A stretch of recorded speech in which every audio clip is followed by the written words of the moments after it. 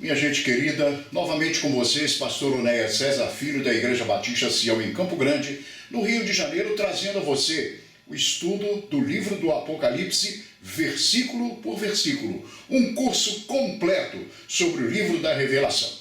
E nós vamos já entrar nesta aula, mas eu peço a você, se inscreva no nosso canal para você receber as notificações de cada aula. Serão muitas aulas, mas você terá um curso completo. Inscreva-se no nosso canal e se você gostar, então dê ali o seu like, o seu gostei, que isso ajuda o nosso canal e nos ajuda a promover o reino de Deus. Vamos, portanto, a esta sexta aula neste momento. Nós vamos começar recapitulando o final da aula passada, a aula número 5. Veja bem, uma aguda espada de 2 fios saía da sua boca. O que está em Hebreus 4:12? Porque a palavra de Deus é viva e eficaz, mais penetrante que espada alguma de 2 gumes. E em Efésios 6:17 a gente encontra: e a espada do Espírito, que é a palavra de Deus. Logo, essa espada, que sai da boca do Senhor Jesus é a sua palavra. Ele é o verbo da vida, ele é a palavra da vida. Nós paramos na aula passada aqui no verso 16 e nós vamos agora seguir em frente em nome desse Jesus glorioso. Mas eu peço a você, fique com sua Bíblia aberta, coloque o seu celular, se você está usando o celular agora no YouTube, coloque ele deitado que a imagem fica melhor e acompanhe versículo por versículo na palavra de Deus. Vamos em frente então. Diz mais, no verso de número 16, diz assim, vamos ler o verso 16. Ele tinha na sua destra 7 estrelas e da sua boca saía uma aguda espada de 2 fios, e o seu rosto era como o sol, quando na sua força resplandece. Aí está. Agora se falou da espada que saía na visão de João da boca do Senhor Jesus Cristo, do leão da tribo de Judá. Agora nós vemos aqui. E o seu rosto era como o sol, quando na sua força resplandece. Você imagine, nós estamos, como eu disse, nós estamos traçando um retrato, nós estamos desenhando um retrato do Senhor Jesus Cristo glorioso, ressuscitado, como o leão da tribo de Judá. Então veja, ele já não é mais o bebê de Belém, da manjedoura, ele não é o menino de Nazaré, mas ele também já não é simplesmente, veja bem, simplesmente o Cordeiro de Deus que foi morto, manso e humilde de coração. Ele é tudo isto, no sentido assim de Cordeiro de Deus, mas ele é o Senhor ressuscitado. No tocante à nossa salvação, ele se revela como Cordeiro, mas no tocante à nossa vitória para a vida eterna, como o leão da tribo de Judá. Vamos então em frente e ver isso. Se os seus olhos são como chama de fogo, imaginemos o seu rosto. Ele irradia a grande glória, algo como nunca visto. Na palavra de Deus não está aqui, mas há uma profecia que diz assim, mas para vocês que esperam pelo Senhor, nascerá o sol da justiça. Nós podemos entender que esse sol da justiça é o reino milenar de Cristo, que virá com toda a justiça que o mundo hoje não tem. Mas esse reino se caracterizará pela pessoa, a presença do Senhor Jesus Cristo. Alguns pensam que quando fala do sol da justiça, fala do reino milenar do Senhor Jesus Cristo, que virá no futuro. Outros pensam que é a própria pessoa do Senhor Jesus Cristo. Mas assim como Jesus é a palavra de Deus, o verbo da vida, a própria palavra é Jesus, assim também este reino está centralizado na pessoa dele, no sol da justiça. E é de imaginarmos esse retrato que estamos pintando, como o rosto dele é tremendo. E eu ainda preciso falar mais uma coisa. Você sabe que se a gente quiser mesmo ver uma pessoa, a parte mais visível do corpo, a parte mais assim que mostra mais uma pessoa, que caracteriza um ser, é o seu rosto, é a sua face. Ninguém se contenta em dizer, eu vi fulano, se viu apenas os pés, as mãos ou os braços, mas é o nosso rosto que nos mostra aos outros. Assim também o rosto do Senhor Jesus Cristo, de glória resplandecente, ele ressuscitado. Vamos aos versos 17 e 18. Nós vamos ler esses dois versos juntos. João diz assim: e quando eu vi, caí a seus pés como morto, e ele pôs sobre mim a sua destra, dizendo-me: não temas, eu sou o primeiro e o último, ou o alfa e o ômega. E o que vivo e fui morto, mas eis aqui estou vivo para todo sempre. Amém. E tenho as chaves da morte e do inferno. Nós vamos começar vendo uma coisa. E eu, quando vi, caí aos seus pés como morto. Vamos falar isso um pouquinho antes para nós entendermos bem. Eu acabei de falar a você que o que caracteriza mesmo, assim, o que mostra uma pessoa é o seu rosto. E João, quando viu o rosto dele brilhando como o sol, caiu no chão como morto, como desmaiado no chão. Tal era a glória do Senhor Jesus. Gente, ouçam uma palavra profética. Este é o Jesus a quem nós servimos. Não importa tudo o que vai vir a seguir na grande tribulação. Não importa os dramas terríveis pelos quais o mundo passará. As catástrofes, as tragédias. O Senhor Jesus Cristo glorioso domina sobre tudo. Pois bem, vamos seguir. E tenho as chaves da morte e do inferno. Veja bem, ele, Jesus, venceu o diabo em sua morte, quer dizer, na morte da cruz, e ressurreição, e tomou as chaves da morte e do inferno. Nele está o poder da vida, pois todo o poder lhe foi dado no céu e na terra. Veja bem, Deus entregou a Adão poder, autoridade sobre a terra, mas quando Adão pecou e se sujeitou à antiga serpente, ao diabo na tentação do Éden, ele e sua mulher, na verdade, ele entregou esse domínio do mundo, ele entregou esse domínio da morte, de certo modo, a Satanás. E agora Jesus Cristo veio e recupera, pela morte na cruz e pela sua ressurreição. Ele recupera esse poder no sentido de agora colocar sobre nós essa herança de vida, colocar sobre nós essa vitória. Se estávamos na nossa origem adâmica, estávamos sujeitos, veja bem, à operação da morte, agora em Cristo Jesus, o segundo Adão que venceu a morte e o seu poder, nós temos agora o poder da ressurreição de Jesus. Por isso que Colossenses 3:1 diz: se já ressuscitastes com Cristo, buscai as coisas que são de cima, onde Cristo está sentado à destra de Deus. Ele tem o poder sobre a morte e sobre o inferno. Aí está. Veja bem, eu coloquei aqui em letra amarela para você ver, em letras amarelas. Só ele, Jesus, né, tem o poder de lançar almas no inferno. Gente, às vezes os filhos de Deus costumam pensar que Satanás tem o poder de lançar alguém no inferno. Veja bem, o lançamento no inferno é fruto de uma sentença na dimensão espiritual. Satanás não é Deus, só Deus é o juiz. Alguém vai para o inferno, alguém vai para o céu por uma sentença judicial. A sentença, veja que recai sobre os que vão para o céu, os que estão salvos em Cristo Jesus. Ela decorre da cruz do Calvário, da vitória da cruz. Mas a sentença que está sobre os que recusam o Senhor Jesus Cristo e que vão para o inferno é uma sentença judicial em que eles próprios pagarão pelos seus pecados. Ou Jesus paga pelo pecado do homem, ou o homem pagará pelo seu próprio pecado. O diabo não pode lançar ninguém no inferno, porque o lançamento no inferno é fruto de uma sentença judicial que só o Supremo Juiz pode dar. O que o diabo pode fazer, sim, é contribuir, é ajudar no sentido assim de insistir e trabalhar para que as pessoas se encaminhem. Mas todos irão responsavelmente ou para o inferno na condenação eterna, ou irão para o céu de Deus, a presença do Senhor, o novo céu, a nova terra. Estarão ali com o Senhor, na verdade, na nova terra, como nós veremos ao fim desse estudo, ok? Vamos prosseguir.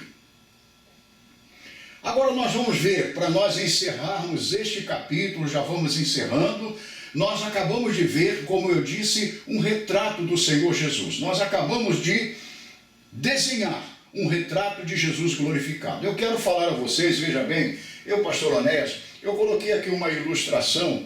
Agora, por favor, entendam, isso aqui não é o ídolo, isso não é imagem de escultura, é apenas uma imagem de Jesus, no sentido de um desenho de Jesus muito bem feito, para exemplificar o que nós estamos vendo, traçando um perfil do Senhor Jesus Cristo.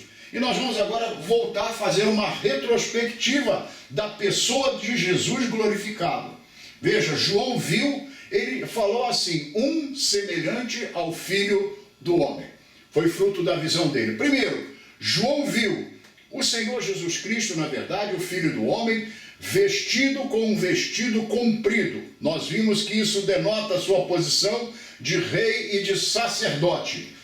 Também cingido com um cinto de ouro. Ele é fiel e verdadeiro. Cabelos brancos como a lã. Nós vimos que não é velhice, mas é sabedoria e eternidade. Também João viu o Senhor Jesus com olhos como chama de fogo. O que tudo vê, o que tudo sabe, ele é o Senhor onisciente. A onisciência vem por tudo que sabe, é a sua síntese, o seu aspecto maior. Mas também, veja bem, por tudo aquilo que vê. Pés semelhantes a latão ou bronze, reluzente. Ele aqui se apresenta, veja, seus pés simbolizam que ele é o grande juiz que julgará os seus inimigos. Voz como a voz de muitas águas. Ele é o verbo de Deus, ele é a palavra, ele é poderoso em seus decretos. A Bíblia diz que a voz do Senhor faz tremer, não é? Graças a Deus por isso. Da sua boca uma afiada espada de 2 fios. É a palavra de Deus. A Bíblia diz que a palavra de Deus, né, é viva e eficaz, mais poderosa que espada alguma de 2 gumes, e penetra até a divisão da alma do espírito, das juntas e medulas. Quando aparece então essa espada na sua boca, não é esse instrumento que a gente conhece, como eu fiz aqui, não é literalmente uma espada, mas é a palavra. Isso tudo nós vemos numa linguagem simbólica, uma linguagem figurada. Também mostra o rosto brilhante como o sol.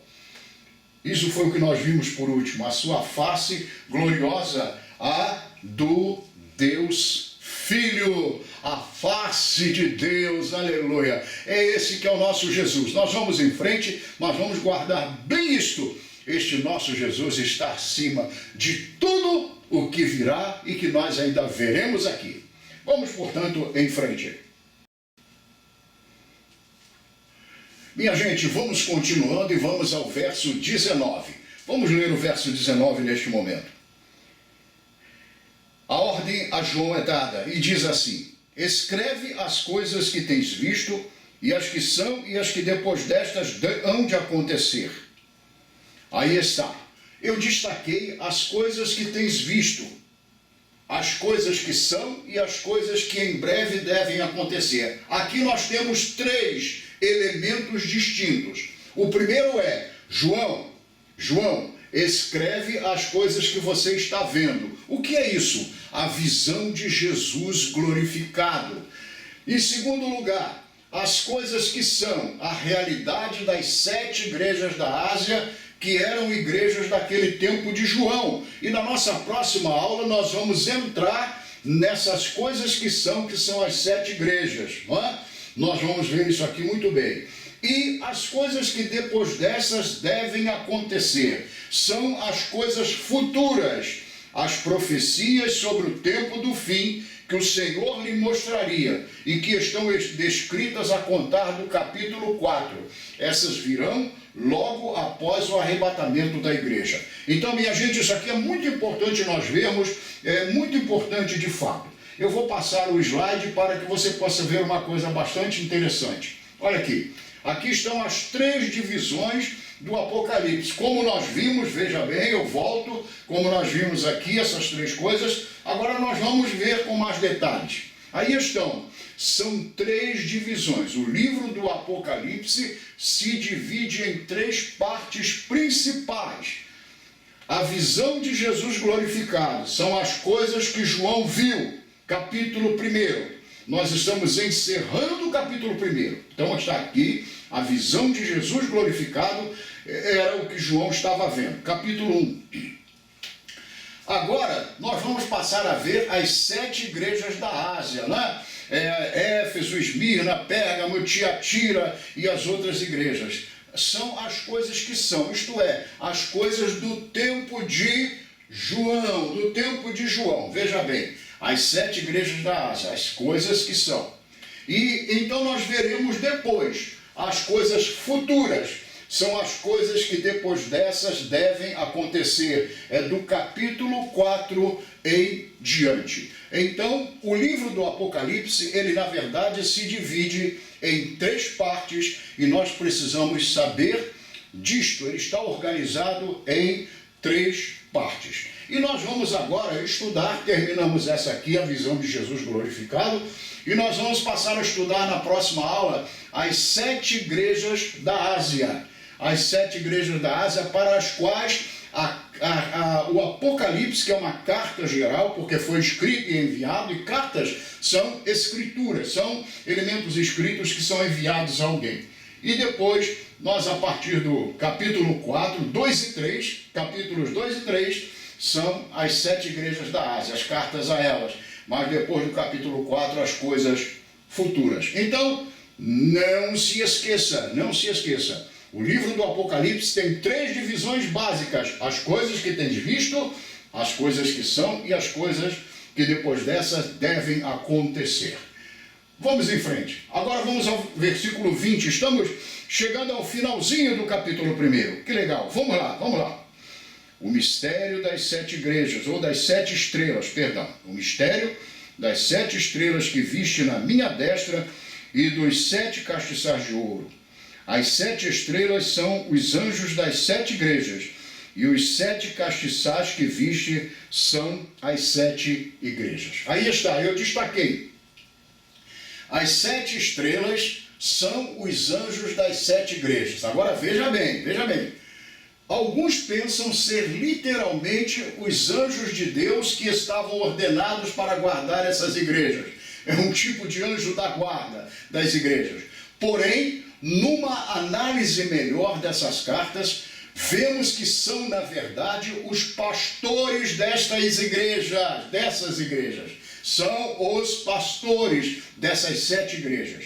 Em algumas dessas cartas, há advertências claras aos anjos dessas igrejas por pecados ali existentes. Isso mostra com clareza a responsabilidade dos pastores, que dão conta do rebanho ao seu verdadeiro dono. Por isso que está escrito, em cada carta vai começar assim, cada carta começará assim: ao anjo da igreja escreve. Veja bem, vamos ver isso, minha gente.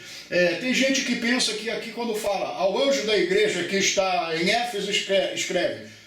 Alguns pensam assim, olhando superficialmente, que é literalmente um anjo, um ser celestial que estava ali a guardar a igreja. Eu creio que as igrejas tenham anjos que as guardam, cada igreja local. Creio nisso. Mas a carta não foi enviada a esse tipo de anjo, a ser celestial. Mas cada carta foi enviada ao pastor da igreja local, Éfeso, Esmirna, Pérgamo, Tiatira e as outras mais. Porque os pastores são chamados na Bíblia de anjos da igreja. Por que anjos? Porque anjo é um ser, veja, a Bíblia diz que os anjos são ministros de Deus que trabalham em favor dos herdeiros da salvação. Os anjos são serviçais celestiais de Deus que trabalham a nosso favor. E os pastores, quando são chamados de anjos da igreja, é porque eles também trabalham. São seres humanos, mas trabalham a favor dos filhos de Deus. Portanto, o pastor é chamado de um anjo da igreja, não é? Isso é importante nós vermos. Mas vamos ainda, eu quero voltar a uma coisa. O pastor como o anjo da igreja. Nós também sabemos uma coisa, lá no início, antes da criação do homem, houve a rebelião no céu e Lúcifer foi banido do céu. Nós vamos chegar no Apocalipse a isso. E com ele caiu uma terça parte dos anjos de Deus. Demônios são anjos caídos. Satanás ou Lúcifer é um anjo caído. Agora, veja bem, não pode, veja bem, o anjo da igreja que está em Éfeso, não pode ser literalmente um anjo, porque os anjos de Deus agora que servem o Senhor, os anjos que permaneceram fiéis a Deus, eles não pecam. E nós vamos ver que os pastores tomam um puxão de orelha, se não uma advertência muito mais severa. Os pastores, como líderes de cada igreja, quando a igreja, Deus quer falar com a igreja de pecados existentes no meio dela, fala ao seu comandante, ao seu líder, ao pastor, e repreende os pastores que representam toda a sua igreja ali em cada carta. E anjos de Deus não pecam, os anjos são fiéis ao Senhor, os que pecaram caíram. Então, aqui está se referindo, quando se fala de anjo da igreja, ao pastor ou pastores da igreja. Vamos seguir, vamos em frente. Agora veja, os 7 castiçais que viste são as 7 igrejas. Como já dissemos, a finalidade do castiçal é brilhar. E a Bíblia diz que nós somos a luz do mundo. Mateus 5,14.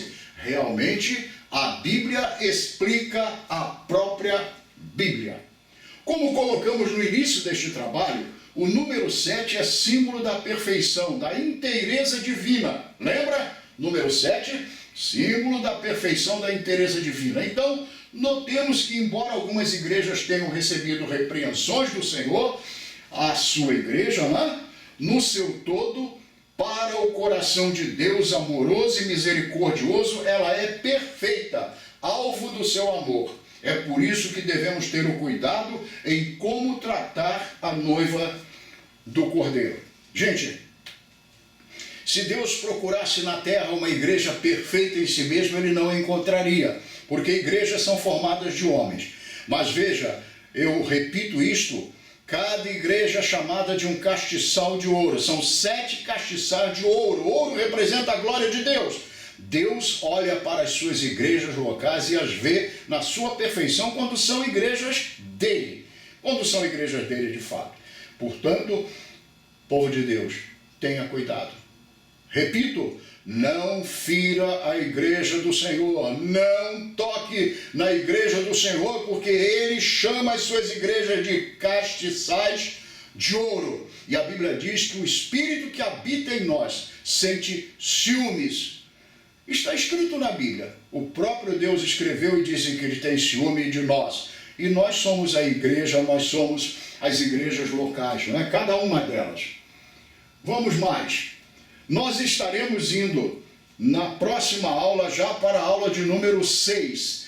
E nós vamos entrar, veja bem, nós vamos entrar nas cartas às 7 igrejas. Vamos analisar cada carta e vamos trazer a você. Pastor Onés vai trazer a você uma análise detalhada de cada carta que foi enviada por João a mando do Senhor Jesus Cristo. Mas para terminar a aula de hoje, veja bem, capítulo 1, as coisas que viste.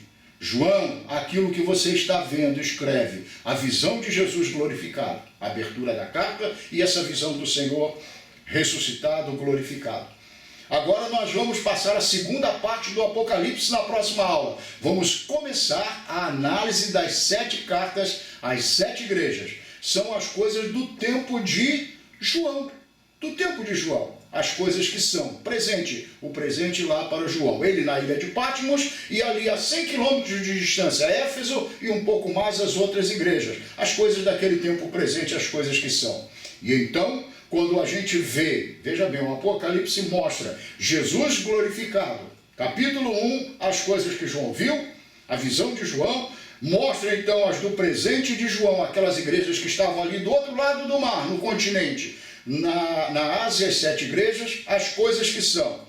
Mas a partir do capítulo 4, aí nós vamos mergulhar no futuro, para frente, as coisas que em breve devem acontecer, porque diz a palavra de Deus e adverte, o tempo está próximo.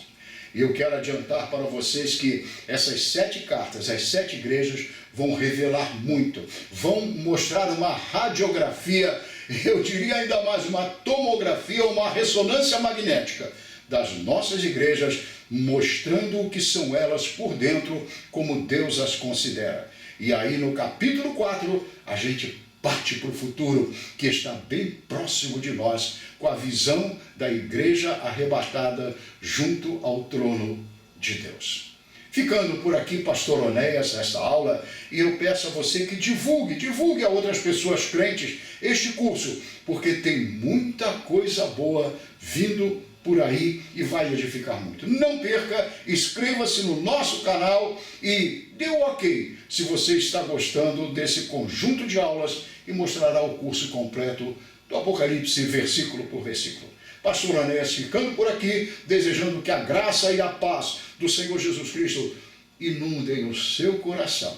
Em nome dele, o Cordeiro de Deus, Jesus, o Cordeiro e o Leão da tribo de Judá. Amém e amém.